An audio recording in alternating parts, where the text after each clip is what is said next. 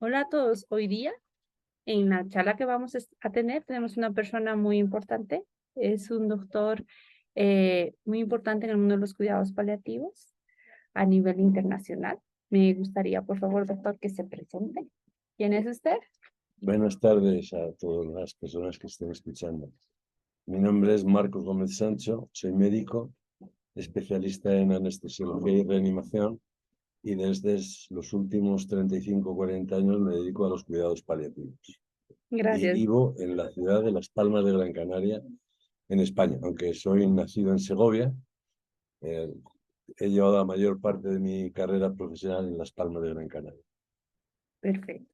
¿Por qué cuidados paliativos? Usted era anestesiólogo. ¿Qué pasó? Bueno, pues fue un acontecimiento biográfico a partir del cual tuve que reorganizar mi vida de otra manera. Más o menos vino a ser que tenía una hernia lumbar, en el disco lumbar me operaron, para ser un poco breve, ¿Mm? porque es un poco largo el asunto, pero el caso es que en el quirófano se infectó la herida de la cirugía y se me hizo una osteomelitis vertebral y eso hizo que me tuviera que estar 3 años de baja, de los cuales 6 meses en el hospital sin poderme mover para nada de la cama. Y con un dolor horroroso, porque las lesiones afectaban la médula, entonces se produce lo que se llama dolor neuropático de origen central. Y ese es un dolor absolutamente inexplicable, indescriptible, que te destroza, que te dan ganas de tirarte por la ventana. Y bueno, afortunadamente eso no fue en los 6 meses de hospital, sino quizás el primer mes. Y luego ya fue poco a poco disminuyendo y el inconveniente seguía siendo que no me podía levantar de la cama y que tenía muchas molestias. Entonces, cuando después de estos 3 años me dieron de alta, pues ni el director del hospital ni el jefe del servicio de anestesia consideraban que yo fuese a ser capaz de retomar mi habitual trabajo, que era la de anestesiólogo en el quirófano de cirugía del corazón, en el que había hecho las primeras 800 intervenciones bajo circulación extracorpórea. Y es un quirófano de mucho ajetreo, de mucho movimiento, y claro, yo estaba empezando a trabajar después de 3 años y con la columna vertebral delicada. Entonces el jefe de anestesia, que tenía una consulta de dolor Ujú. un día a la semana, los martes, me dijo que por qué no me ocupaba yo de esa consulta. Claro, yo cuando me habló de dolor, pues sintonicé rápido con la idea porque yo había sufrido muchísimo, dolor muy intenso. Y le dije rápidamente que sí. Entonces me fui a formar 4 meses a Sevilla, a la unidad de tratamiento del dolor de allí, y después empecé a trabajar y pregunté, abrí una consulta de tratamiento del dolor y pregunté que dónde se hacía esto bien y me dijeron que en Italia, en el Instituto dei Tumori en Milán. Y entonces pedí una beca de 4 meses, me dieron una beca del Ministerio de Sanidad y fui a hablar con Vittorio Ventafrida, a la sazón jefe del servicio de cuidados paliativos de Milán, para preguntarle si podía visitarle y conocer aquello y tal. Y me dijo que sí, me dio fecha para octubre, para septiembre, y yo seguí con la consulta del dolor hasta que llegó septiembre, y yo estaba muy confuso, porque claro, era una unidad de tratamiento del dolor, y yo a los enfermos les aplicaba el analgésico necesario, fuese el que fuese, según el tipo de dolor y la intensidad que tenía, y yo les quitaba el dolor. A la segunda consulta venían la semana siguiente pero le preguntaba qué tal el dolor y me decían muy bien, doctor, ya no me duele nada, pero me empezaba a contar un montón de problemas, ¿no? Físicos, por ejemplo, de otros síntomas.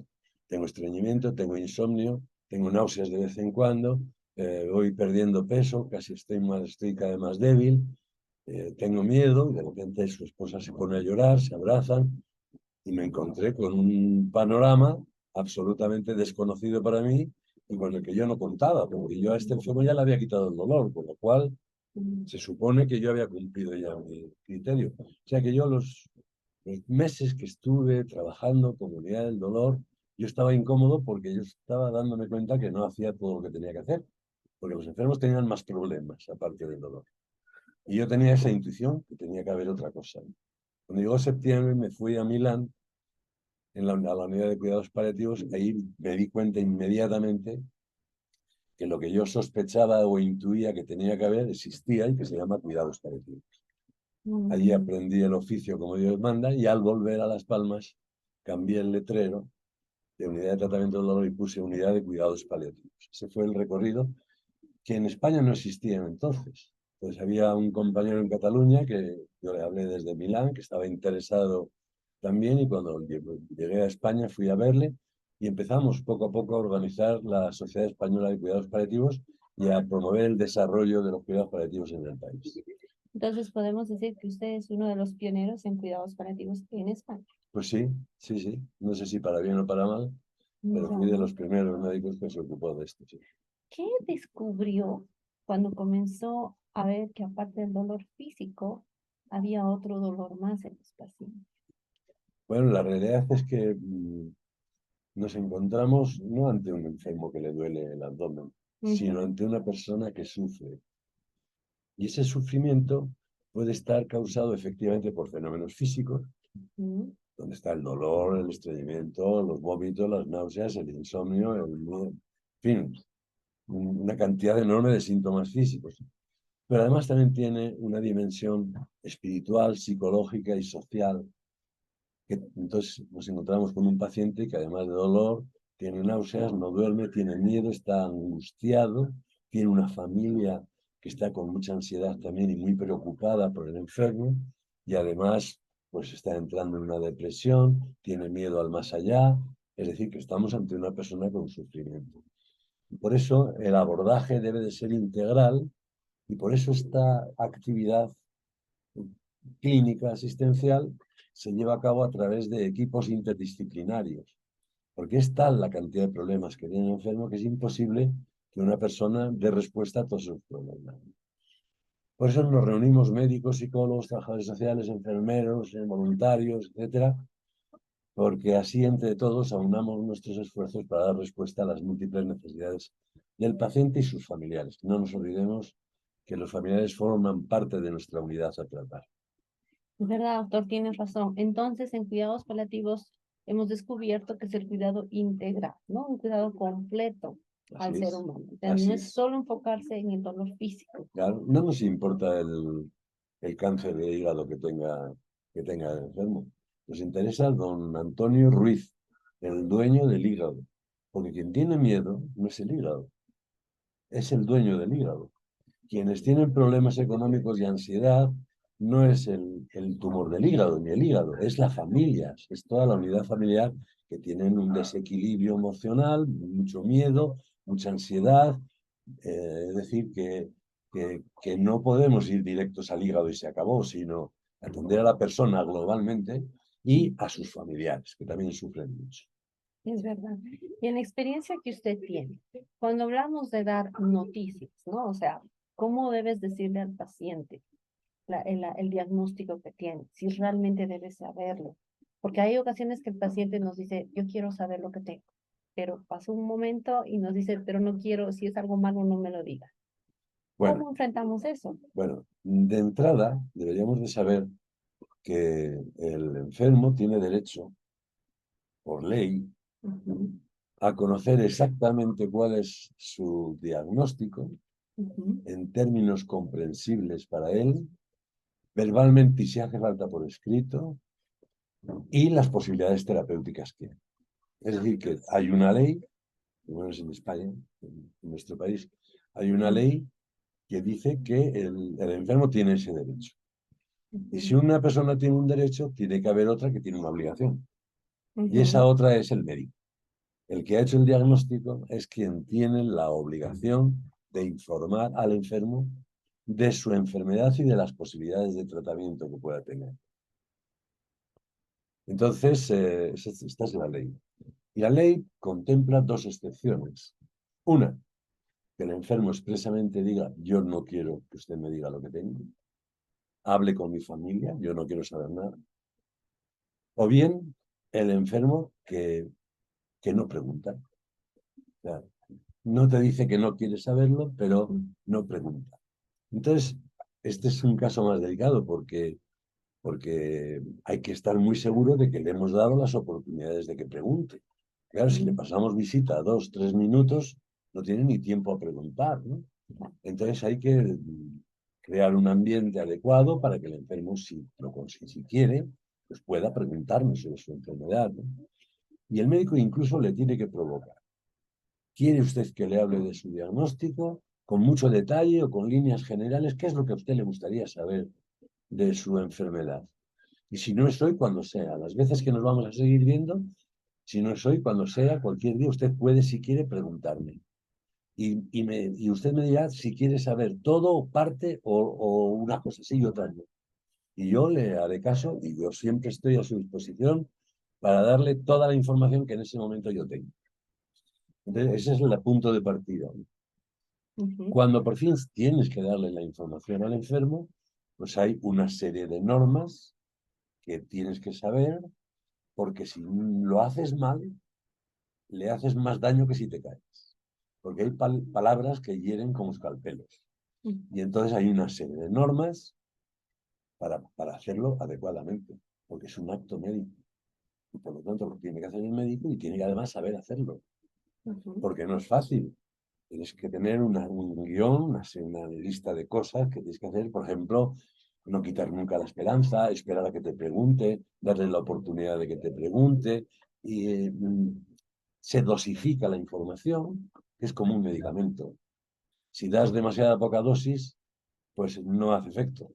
Pero si das una dosis excesiva, lo puedes intoxicar, ¿no? Por eso con la información pasa lo mismo. Si de entrada le dices que tiene un cáncer y se va a morir, pues le has hecho un daño enorme, porque eso no se puede decir así, ¿no? Por lo tanto, tiene derecho a saberlo, el médico tiene la obligación de decírselo, a no ser que se manifieste alguna de las dos excepciones que hemos hablado hace un momentito, y luego lo que tiene que hacer el médico es aprender a hacer. Exacto. Entonces, de aquí salen dos preguntas. Número uno, estamos entendiendo que así como el enfermo tiene derecho a saber, pero también el enfermo tiene derecho a decidir cuándo y cómo. ¿Es verdad? O sea, en realidad, el enfermo es el paciente, mejor, es el que nos pauta cuándo quiere saber lo que tiene y Claro. cómo quiere saber, cuánta información quiere saber, ¿sí? Y si no quiere saber también, porque el hecho de tener un derecho, el enfermo puede renunciar a ejercer ese derecho. Yo tengo derecho a que usted me diga, pero no quiero ejercer ese derecho. Por lo tanto, usted no me diga nada. Ya. Tiene derecho, pero puede renunciar a ejercer ese derecho. Entonces es el enfermo el que nos dice lo que quiere saber, cuánto, cuándo, de qué manera y tal. Lo que le corresponde al médico es cuando vaya a hablar con el enfermo de esto, primero es habérselo estudiado, haberse preparado, haberse aprendido a hacerlo, y luego elegir un momento en el que tenga tiempo por delante. No se puede dar esta mala noticia de forma apresurada. Que si te pregunta, oiga, doctor, ¿qué mi diagnóstico y tal? Y te pilla en el pasillo, que vas al quirófano, que vas no sé dónde, no puedes dar la información improvisada y rápida, sino que si no tienes tiempo, puedes decirle, mire, ahora mismo tengo que estar en la consulta, pero yo esta tarde, si quiere, vengo a hablar con usted, o mañana con más calma hablamos, porque eso me gusta a mí hacerlo con calma y con tranquilidad.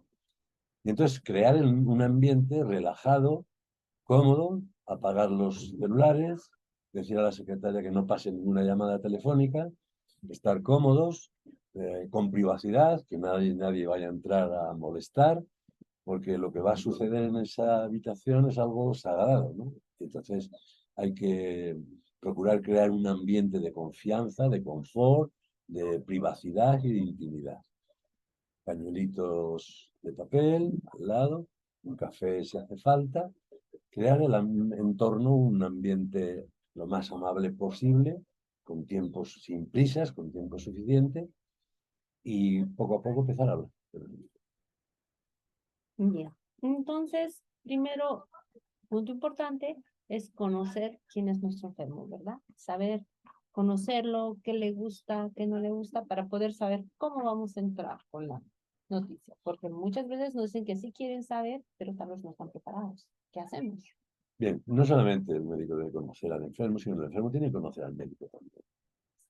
Y pongo un ejemplo, porque a mí me hicieron una interconsulta de aparato digestivo de un enfermo que tenía cáncer de hígado, un hepatocarcinoma. Y yo entré a ver al enfermo. Buenas tardes, soy fulanito, el doctor tal, médico de cuidados paliativos, que vengo a visitarle porque... Y sí, siéntese y escúchelo. Le dije, yo he sido capitán de la Legión. He estado en 3 guerras y tengo 4 heridas por metralla y bala. Estoy asustado, ¿no? Es que a ver si me va a dar un tiro. Con esto le quiero decir que yo soy un hombre fuerte y quiero que usted me diga si lo que yo tengo es grave o no. Claro, te lo sirve en bandeja para decirle, pues sí, es como hacen los políticos. Me alegro de que me haga esa pregunta, ¿no? Porque efectivamente, y darle a bocajarro decirle que tiene un cáncer de hígado. Pero eso sería una mala práctica médica. Porque a ese enfermo le conozco desde hace 5 minutos. Para ese enfermo yo soy un desconocido. Y él para mí es otro desconocido. Y lo que hay que decirle a este enfermo no se lo puede decir un desconocido. Por lo tanto, tiene que pedir prórroga.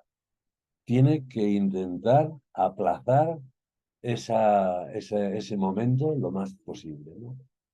Entonces, ¿qué es lo que yo hice concretamente? Pues mire usted, sus médicos de la planta, de aparato digestivo, están todavía esperando los resultados de algunas de las múltiples pruebas que le han hecho. Pero sí que da la impresión de que es algo serio lo suyo. No le mentí, le puse en antecedentes, le preparé para tal, y tengo tiempo por delante, 2, 3 días. Yo como le visitaba cada día hablábamos de la guerra, de ITNI, de África, de la lección, y nos íbamos ganando, nos íbamos conociendo. Entonces a los 3 o 4 días de haber ido a visitarle, ya teníamos una relación médico-enfermo adecuada y me permitió ya entrar en más detalles. Pero esto es un poco, por eso digo que hay que aprender a hacerlo, ¿no? Porque no puedes dar información brutal porque le haces más daño que beneficio, ¿no? Entonces tiene su arte, tiene sus técnicas para hacerlo adecuadamente y el médico debe molestarse y preocuparse en aprenderlo, porque no nos han enseñado en la facultad a cómo comunicarnos con los pacientes. Es verdad.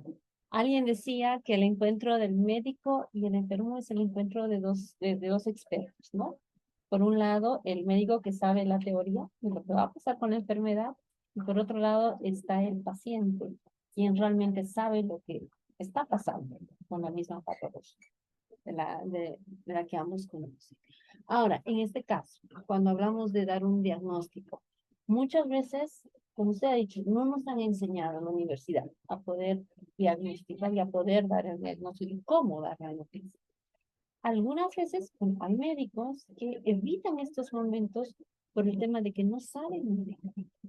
Y en cuidados paliativos también es importante el autocuidado, ¿no? O sea, si yo no me cuido como personal de salud, independientemente sea médico, psicólogo o la profesión que ejerza, no voy a saber cómo poder cuidar a otra persona, ¿verdad? Especialmente si tenemos un paciente con enfermedades muy delicadas, en este caso, terminal o crónica.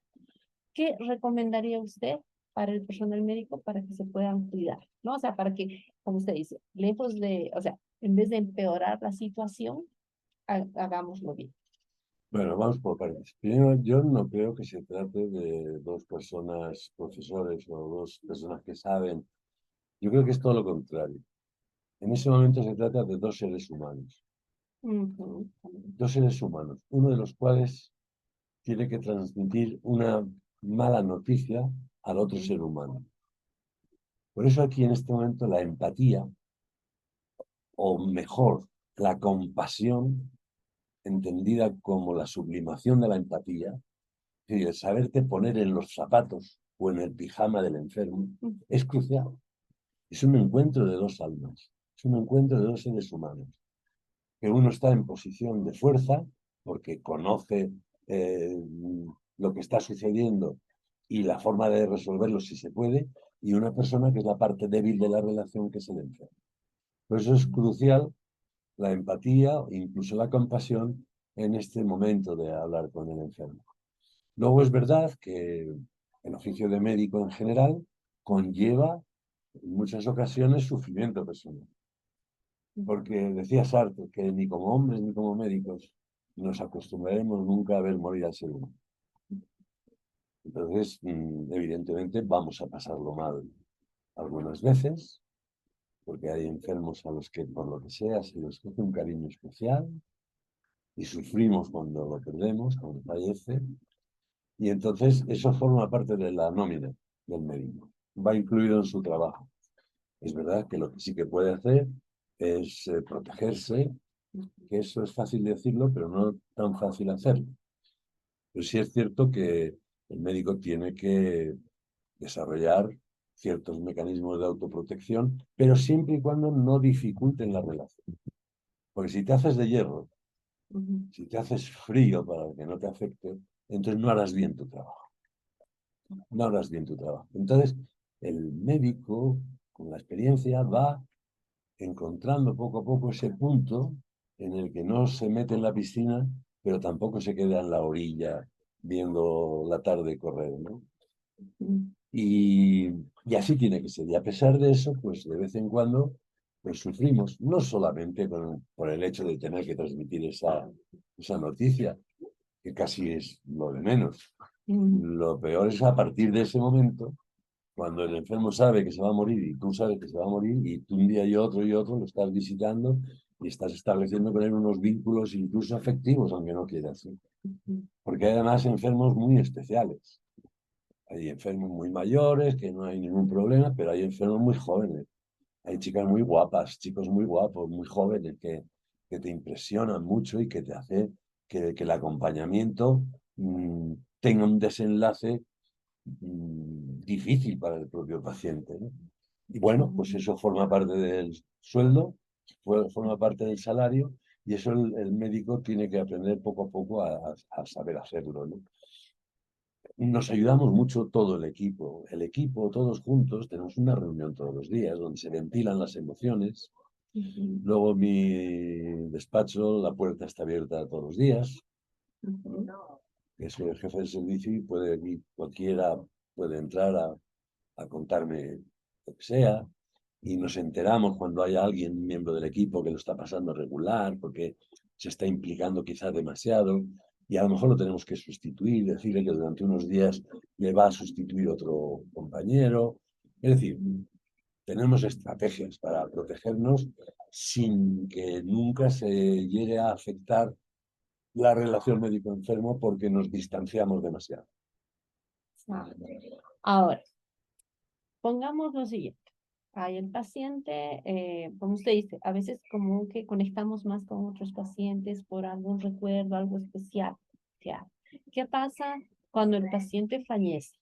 ¿Es correcto que el médico llore por el paciente? ¿Es correcto que el médico vaya al funeral, esté en todos los ritos que hacían? ¿Eso es correcto? ¿O hay que poner una distancia? Cada médico sabrá lo que quiere hacer en cada caso concreto. Yo he ido al cementerio varias veces y yo he ido al velatorio varias veces. Yo sé que hay una tradición, por lo menos en España, en la que el médico nunca va al entierro de sus enfermos. Que tiene que ver con lo que se entendía hasta ahora en la medicina, ¿no? Que era una omnipotencia, ¿no? Entonces la muerte significa un fracaso. Nos creemos que somos omnipotentes, la muerte la interpretamos, aunque sea subconscientemente, como un fracaso profesional. Es una bofetada al narcisismo médico, ¿no?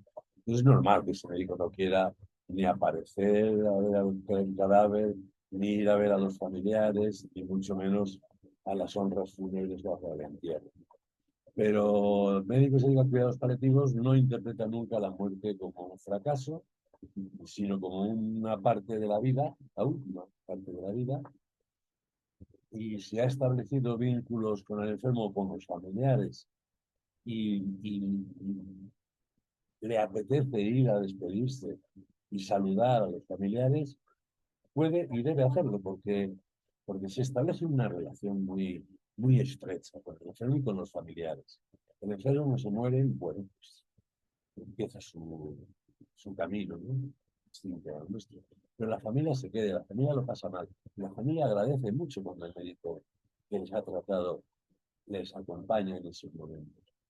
Es más, yo escribo 15 días después de morir cada enfermo, yo escribo una carta personalizada a la familia del enfermo, de todos los enfermos, expresándole mis condolencias, ofreciéndonos si tienen algún problema que seguimos a su disposición y que estamos orgullosos de haberles acompañado en la tarea de atender y cuidar a fulanito. Entonces, sabemos que cuidados paliativos es desde el momento del diagnóstico, poder paciente y familia, ¿no? Ayudamos, Sí, brindamos calidad de vida, apoyamos, acompañamos. Ahora, en el tema de fallece el paciente, comenzamos con el tema del duelo, que sería más por el lado de los psicólogos, ¿verdad? O sea, como que ellos se quedarían todo ese tiempo, o es que el médico también tiene que estar ahí apoyando. vamos a ver, el médico tiene un papel fundamental en la prevención del duelo. Bueno, el duelo no, del duelo complicado, del duelo difícil, porque el duelo no es ninguna enfermedad. Ya, El duelo es un sentimiento de aflicción que se produce cuando un vínculo afectivo se rompe. exacto. Y el mayor exponente de la ruptura de un vínculo afectivo es la muerte. Pero también los un divorcio, la amputación de una pierna, o sea, la vida está llena de pequeños duelos. El caso es que el duelo es una situación que es normal y se desarrolla de forma normal si las condiciones son normales. La familia evoluciona, elabora el duelo, tardará más, tardará menos, cada persona tiene su ritmo y sus tiempos y casi nunca hace falta la intervención de ningún profesional. Lo que sí que necesita el doliente, está pasando un duelo, es amigos, es compañía, es no estar solo, es que alguien le acompañe. Pero claro, el duelo nos recuerda a la muerte y por lo tanto tiene mala prensa. Porque vivimos en una sociedad tanatófoba, donde se destierra la muerte, se ha hecho de ella algo clandestino y no estamos por la labor de que nadie nos recuerde que nosotros también nos vamos. Por lo tanto, el doliente tiene dificultades para poder expresar su pena a los amigos que no están dispuestos a escucharlo. Hay en algunas ocasiones, cuando las cosas no han ido bien, ha habido algún fallo en los cuidados al final de la vida, es posible que lo que es normal y no es ninguna enfermedad, que es un duelo, se transforme en una enfermedad o en un problema, en un duelo complicado. Y hemos tenido recientemente el caso del coronavirus. En la pandemia, pues los familiares no han podido acompañar a sus seres queridos, no lo han podido ver muerto, no lo han podido acompañar al entierro. Es decir, y esos son factores de riesgo. Claro. Entonces, yo estoy en este momento seguro, pero además desde el primer momento, que primero hubo una epidemia clínica, los muertos, luego una epidemia económica por la crisis que se desencadenó, y ahora estamos en plena epidemia psicológica, porque hay decenas de miles de personas en el mundo con un duelo complicado porque no se pudo elaborar la pérdida de manera adecuada. Entonces, pues ahora hay muchas personas que tienen necesidad de ayuda profesional porque tienen complicaciones en su duelo, ¿no? Otras veces es por disputas entre ellos y tal.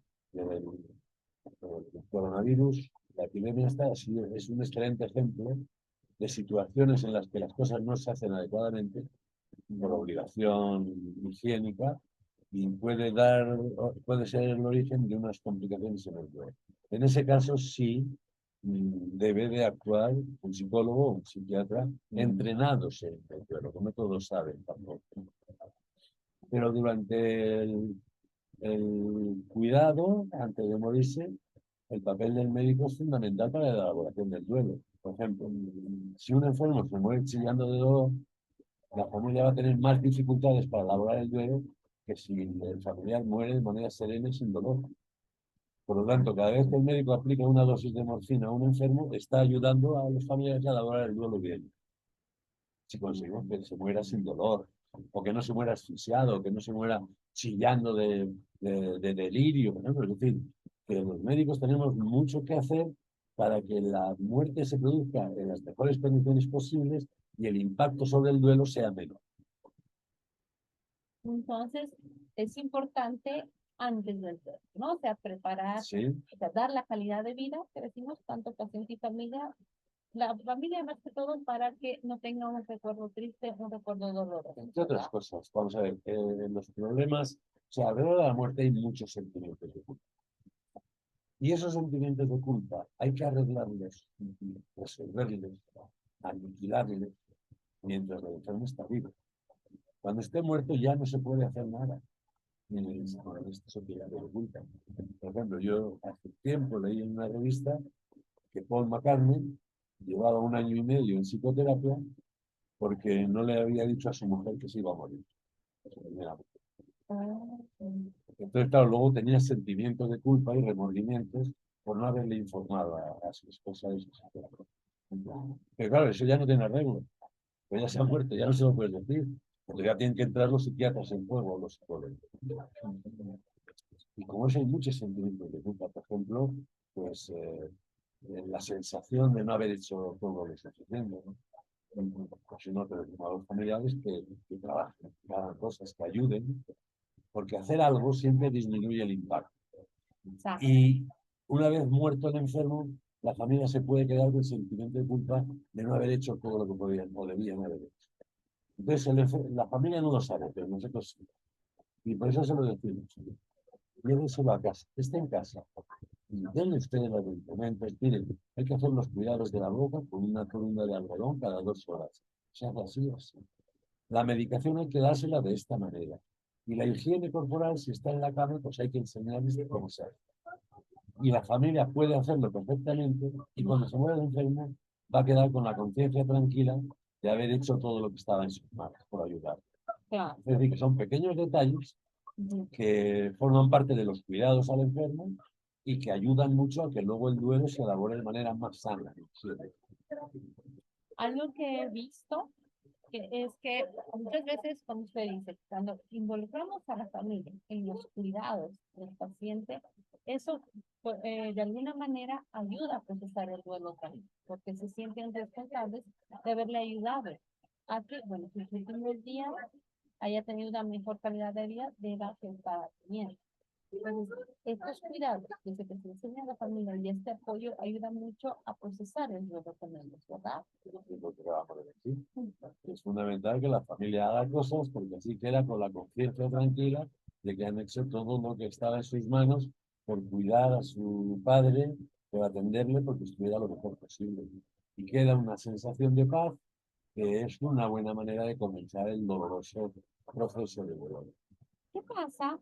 Hay algunos familiares que tienen mucho el tema de que si no se les da comida a sus seres queridos, quienes ya están en etapa de agonía, ellos se sienten culpables y piensan que los están dejando morir.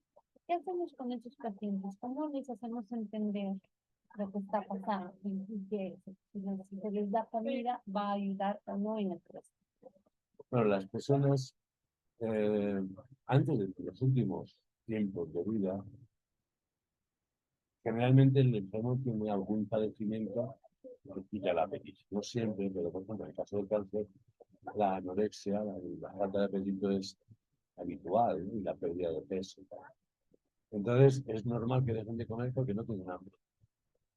Y entonces un enfermo que no come, a lo mejor se le puede hacer una alimentación artificial durante un tránsito, un tiempito, si es necesario. Por ejemplo, si está muy desnutrido y le hay que operar, una intervención quirúrgica, pues le hacemos una nutrición artificial durante una semana, de tal manera que se ponga más fuertecito para poderle operar. Pero si no le vamos a operar y ya sabemos que estamos en la línea final del enfermo, pues se va a terminar consumiendo y no tiene ningún sentido hacerle una alimentación forzada. Es verdad que esto a la familia les impacta mucho porque siempre ha estado vinculado no comer con mala suerte. Y además es normal porque cuando la gente está enferma come menos. ¿No? Entonces insisten mucho, "Mire, es que no come nada, que no me come". Entonces hay que explicárselo muy bien. Muy bien. Mire, es normal. Esta situación, los enfermos pierden el apetito y no sería bueno, es decir, sería contraproducente además darle una alimentación forzada. Ponerle una sonda por la nariz es un martirio, y además es que no vamos a conseguir nada. Es decir, que es normal que no coman y es mejor no hacer nada extraordinario.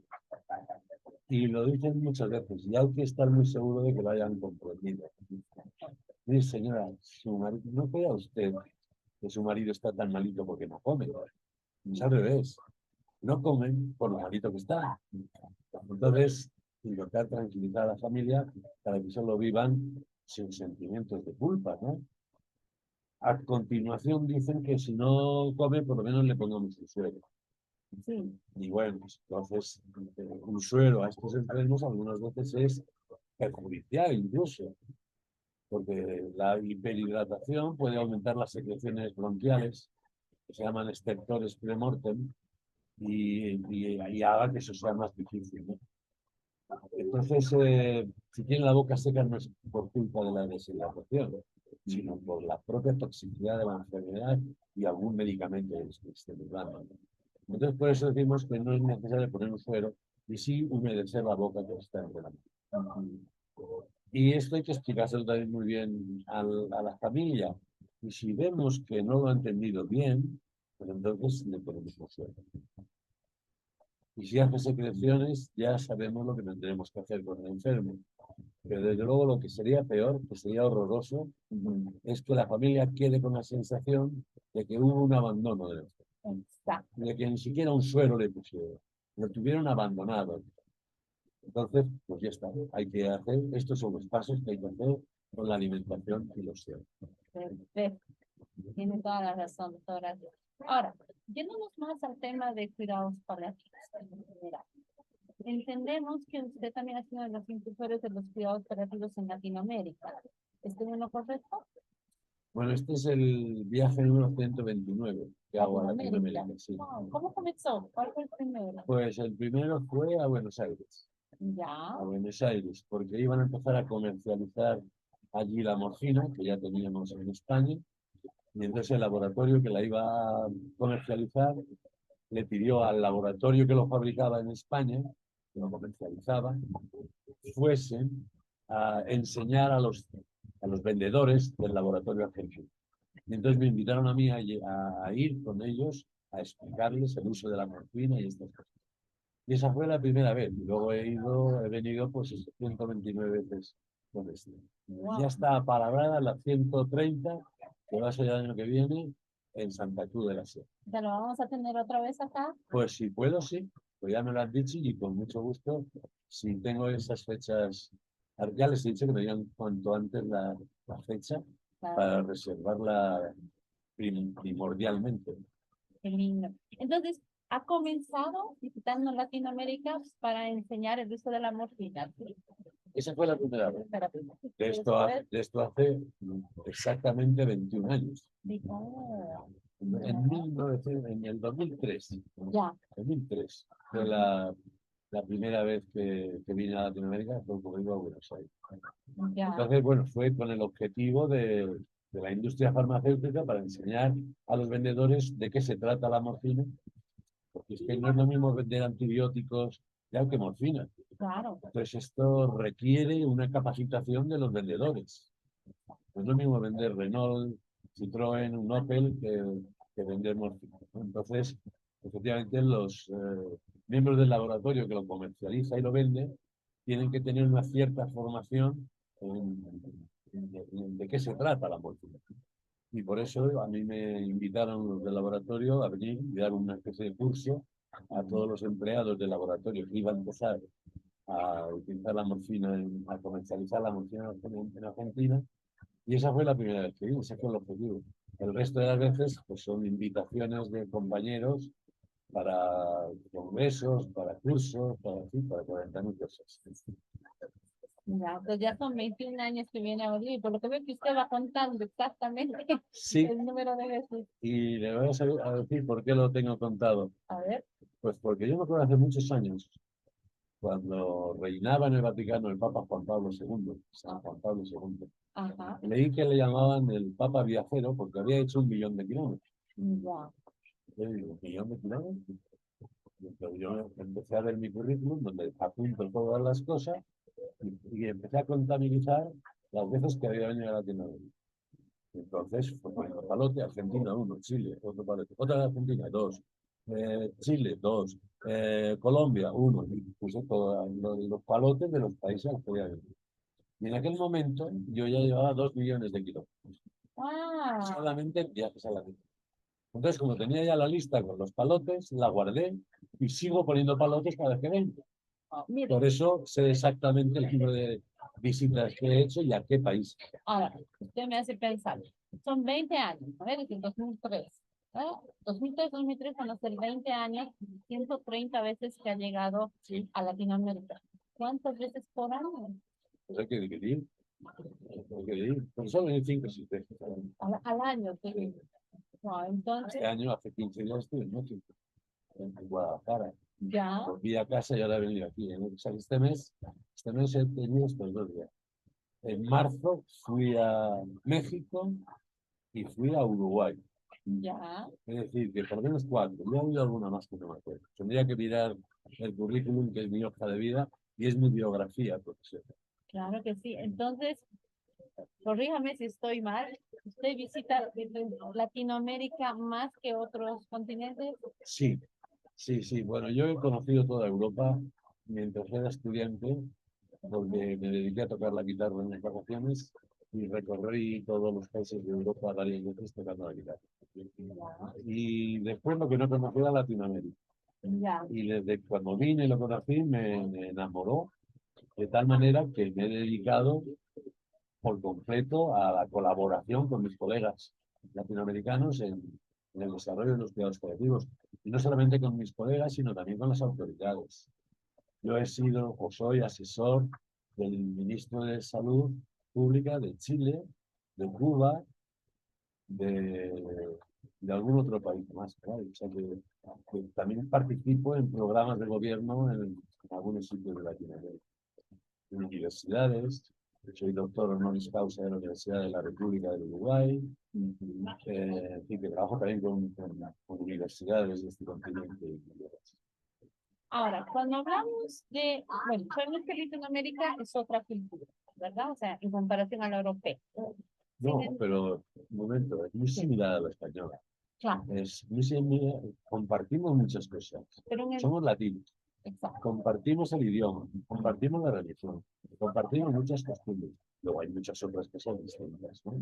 Pero esto de montarte en un avión en Madrid y estarte 20 horas en avión y aparecer en un aeropuerto que hablan como tú, que tienen la misa como tú, que no se va, es una maravilla. Eso es un patrimonio común que tenemos, que es nuestra propia cultura. sí.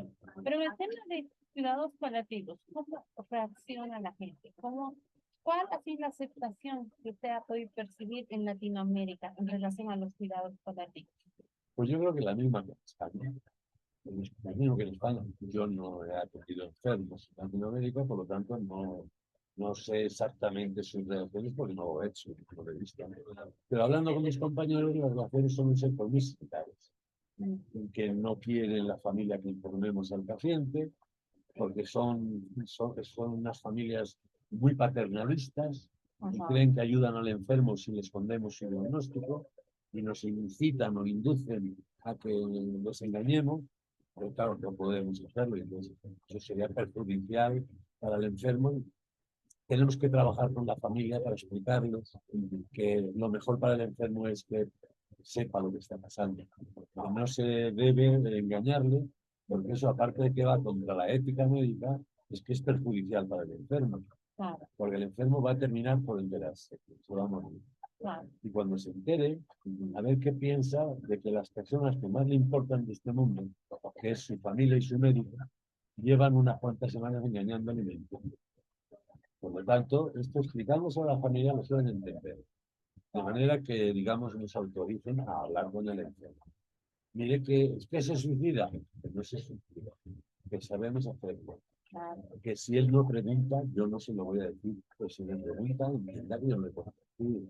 Y sabemos cómo hay que hacerlo, porque lo hacemos todos los días. Es decir, que como siempre hay que trabajarlo mucho, hablar mucho, dedicarle mucho tiempo, etc. Ya. Entonces, por ejemplo, te doy un ejemplo. Aquí, alguna vez, yo he escuchado a algunas familias que cuando les dicen vaya a cuidados paliativos, así como cáncer es sinónimo de muerte en algunos lugares, para algunas familias cuidados paliativos es lo mismo. Sí. ¿Cómo? Pues, ¿Qué hacemos? bueno, pues el enfermo. Pues el problema surge si el enfermo no sabe lo que tiene. Si le hemos mentido y le hemos dicho que en lugar de un cáncer de pulmón tiene una neumonía, si lo mandas a paliativo, va a haber tal discrepancia que va a saber que le han engañado y que lo que tiene es una enfermedad grave. Pero si el enfermo está bien informado, efectivamente, si le decimos que va a ir a cuidados paliativos, pues sabe que va a estar bien atendido, porque son profesionales que se han especializado en eso. Entonces, es probable que inicialmente tenga una sensación de choque cuando se lo decimos, pero inmediatamente agradece que le hayan enviado aquí, porque recibe la mejor atención que ha tenido nunca, en todo, a lo largo de toda su vida. Porque la medicina paliativa es muy vocacional. Entonces, vamos a ver, la medida de cuidados paliativos, las habitaciones son individuales. Si se va a casa, hay 2 médicos de guardia a las 24 horas del día, los 7 días de la semana. Vamos a verle a su casa si hace falta. Es decir, que se va a tratar con profesionales, enfermeros, psicólogos, humanistas 100%, bien capacitados en cuidados paliativos y van a percibir unos cuidados de excelencia. Por lo tanto, puede haber un choque inicial, pero desde luego inmediatamente se instaura una relación de confianza que es extremadamente positivo para enfermos y familiares. Gracias. Gracias. Pues menos mal que iba a ser